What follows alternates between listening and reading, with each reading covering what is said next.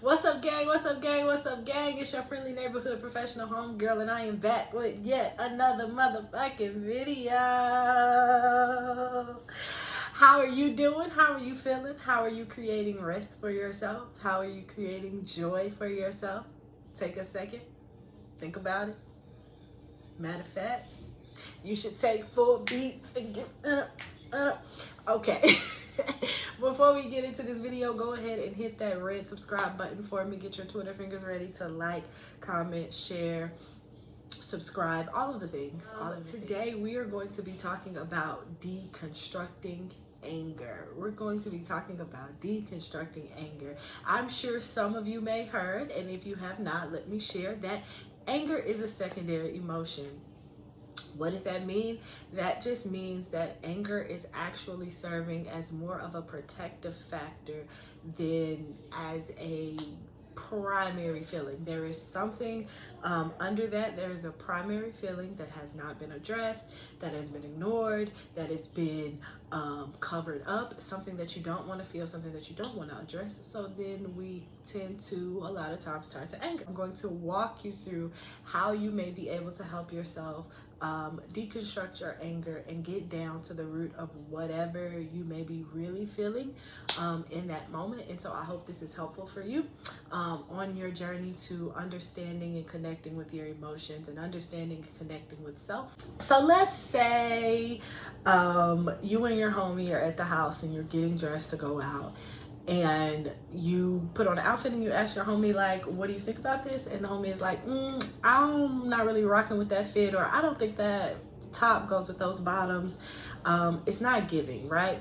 And then you notice that you get angry. That makes you angry, and you instantly want to go off on the homie. And the homie is like, whoa, whoa, whoa, whoa, whoa. Whoa, whoa, whoa. All I said was that the outfit not hitting. Like, let's try something else, right? So here are some questions that you can ask yourself to help you deconstruct that anger. First, what made me angry and why? So in this situation, it sounds like that you got angry because the homie said the fit wasn't fitting, the top didn't go with the bottoms, they didn't like that outfit. Why did that make you angry? Let's say that you have a history where you were ridiculed for your physical appearance, or you were ridiculed for the clothes that you wore and the things that you had. Another question you could ask is, what value, boundary, or expectation did that violate? It could be that you expected the homie to gas you up. You expected the homie to be like, you were excited about that outfit and you wanted the homie to be excited about it. So for you, that was a violation of an expectation. Why does this exist? We just talked about how you have a history of being ridiculed for your physical appearance or for your clothes. So you kind of in yourself determined that your friends need to be people who are always gassing your fits, or you need that validation from your friends to gas your fits. From what experience was this established? Again, history of ridicule. How can I communicate this information to others involved?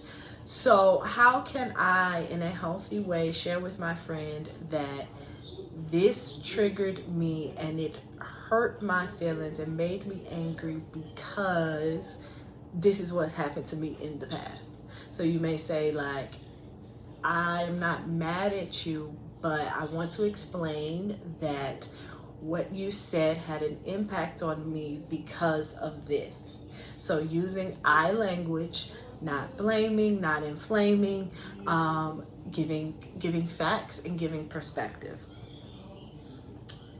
In what ways can I respond and express my anger that is not harmful to self or others? So it may be that you cannot immediately in that moment turn around and express that. You might need to, you obviously, right, need to step away and take a moment and process this in your mind. So this may mean, you know, stepping out of the room that you're in, going for a walk, going to pick up the journal, going to take a bathroom break, going to have a glass of water, stepping away from the moment so that you can take a deep breath, process, decompress, and then come back and express. What can I do to offer myself love in this moment? So you've just pinpointed that this triggered you because of your past history with ridicule of your physical appearance. So what can you do in that moment to offer yourself love? It may be that you need to, go in the mirror and validate yourself and talk about all of the things that you do love about yourself. Talk about why you love this outfit or the clothes that you wear, or what you love about your style, things like that. Go and take that moment to really offer yourself love, because that's what you need. You need love, but you need to be the one to take responsibility and give yourself that love. What feeling is anger hiding and protecting me from consciously experiencing? It could be, in this situation, it could be embarrassment.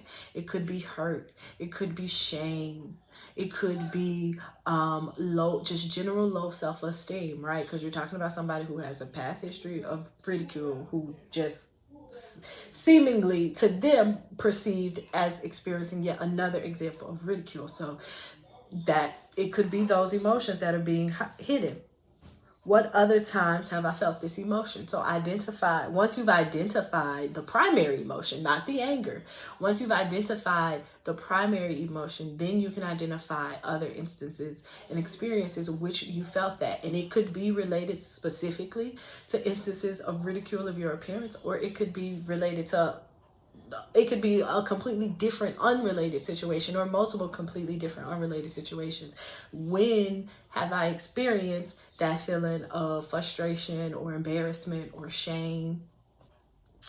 What happens when I feel that emotion? What happens in your body? What's the experience like in your body? Take note of where that manifested somatically. Like, did you get tense in your shoulders? Did your chest get tight?